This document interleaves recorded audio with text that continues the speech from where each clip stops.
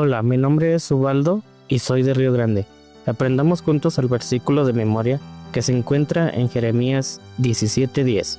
Yo, el Señor, examino el corazón y pruebo la mente, para dar a cada uno lo que merece según sus obras. Dios te bendiga. Durante esta semana hemos recorrido uno de los pasajes más reveladores y profundos del libro de Josué, la historia del pecado de Acán y sus consecuencias. Lo que comenzó como una pequeña desobediencia terminó afectando a toda una nación, recordándonos que las batallas más decisivas no se libran con espadas, sino dentro del corazón. Israel, que había visto derrumbarse los muros de Jericó con el poder de Dios, cayó derrotado ante una ciudad pequeña porque la confianza y la obediencia se quebraron.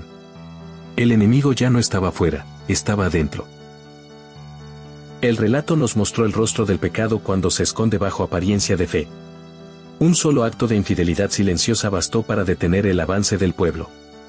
Sin embargo, también descubrimos que el Dios que corrige no deja de amar, y que, cuando el pecado es confesado, la derrota puede convertirse en el punto de partida de una restauración profunda.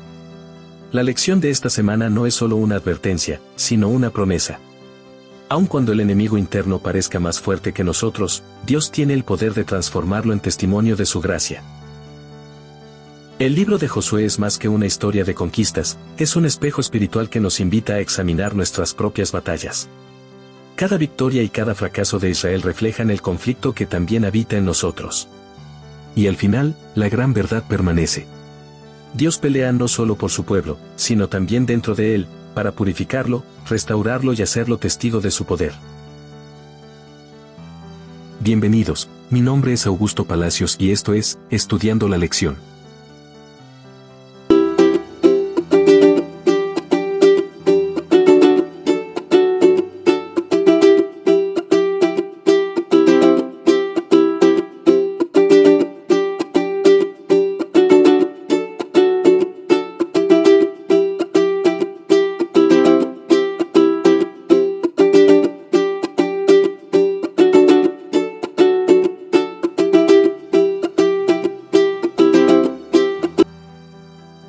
Viernes, 7 de noviembre. El enemigo interno. Repaso. La semana comenzó con el domingo. Incumplimiento del pacto. Allí comprendimos que el verdadero problema de Israel no fue militar, sino moral. El pacto con Dios era la fuente de su fuerza, y cuando fue quebrantado, la derrota se volvió inevitable. El pecado de Acán rompió el vínculo de confianza entre el cielo y la tierra. Lo que debía ser consagrado al Señor fue escondido, y ese acto simbolizó la rebelión silenciosa del corazón humano. En esa historia se nos recuerda que los fracasos espirituales comienzan cuando se pierde el respeto por lo sagrado. El lunes, el pecado de Acán profundizó en la naturaleza del mal oculto. No fue un error impulsivo, sino una decisión consciente. Vi, codicié y tomé. 3 pasos que delinean el proceso de la tentación. La codicia convirtió la victoria de Jericó en una vergüenza colectiva. Sin embargo, lo más trágico no fue el acto, sino el silencio que lo siguió. Acán tuvo oportunidad de confesar, pero eligió callar. Esa omisión nos enseña que el pecado no confesado crece en la oscuridad hasta que destruye todo lo que toca. Dios no lo expone para avergonzar, sino para liberar. La confesión temprana habría salvado una vida y restaurado una nación. El martes, decisiones equivocadas, nos llevó a reflexionar sobre el poder de una elección. Acán no perdió su vida por haber tropezado, sino por haber persistido en el error. Su confesión tardía reveló remordimiento, pero no arrepentimiento. La diferencia es profunda. El remordimiento lamenta las consecuencias, el arrepentimiento lamenta el daño causado al corazón de Dios. En contraste, Rahab, una mujer extranjera, fue salva por su fe y obediencia.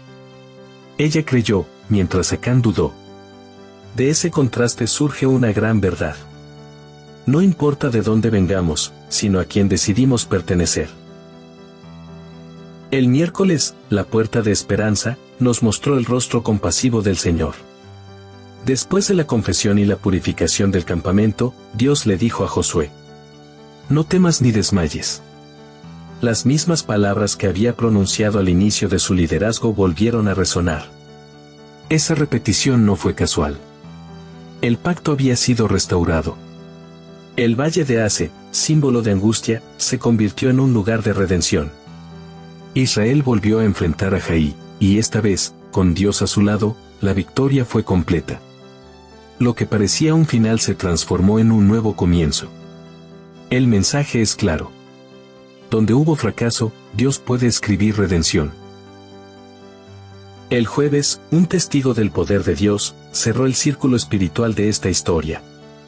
Josué, postrado ante el arca, clamó: ¿Qué harás tú a tu gran nombre? Esa oración encapsula la esencia de la misión del pueblo de Dios.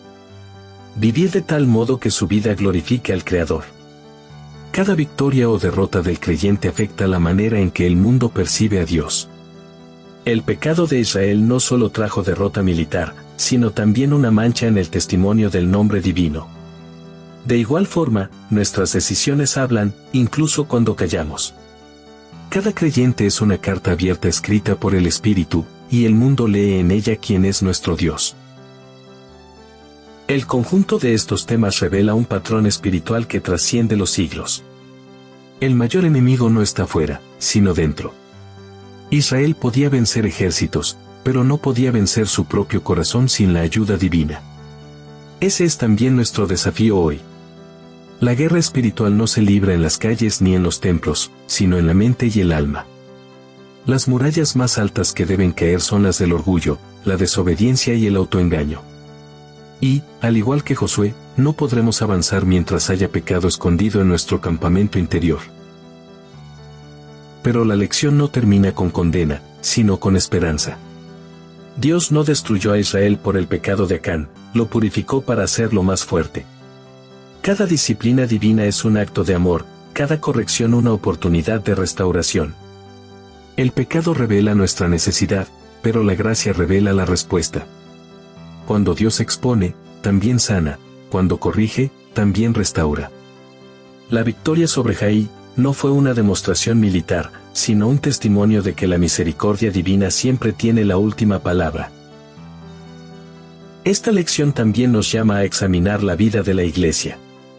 Así como Israel fue llamado a ser testigo de la santidad de Dios, la Iglesia hoy es llamada a reflejar su pureza y su poder.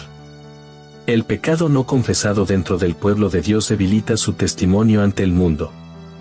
Pero cuando el cuerpo de Cristo se humilla, ora y se limpia, el Espíritu Santo vuelve a actuar con poder. La verdadera reforma no comienza en los púlpitos, sino en el corazón que se rinde ante el Dios que pelea por nosotros. El enemigo interno no es un relato de condenación, sino un mapa de redención.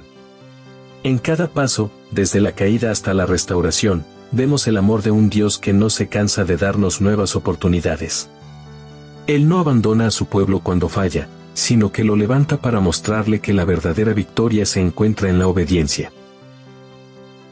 Así como Israel pasó de la derrota a la victoria, nosotros también podemos pasar del fracaso al perdón, del silencio a la confesión, de la angustia a la esperanza. Dios no busca pueblos perfectos, sino corazones sinceros. Cuando el pecado se confiesa, la vergüenza se disuelve, y el poder de Dios vuelve a manifestarse. El enemigo interno sigue siendo una amenaza, pero la presencia de Dios sigue siendo nuestra defensa.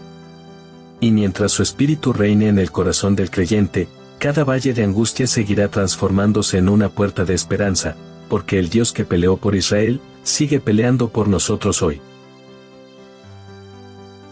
Te invito a seguirme en mis redes sociales, Facebook, Instagram, Threads y X. De domingo a viernes encontrarás 2 preguntas diarias, publicadas a las 2 de la tarde y a las 8 de la noche, pensadas para reforzar lo que aprendemos y abrir espacio al diálogo. Tus comentarios siempre enriquecen nuestro estudio. Y no olvides prepararte para la lección de la próxima semana. Cada nuevo estudio es una oportunidad para oír la voz de Dios y renovar nuestra esperanza en Él.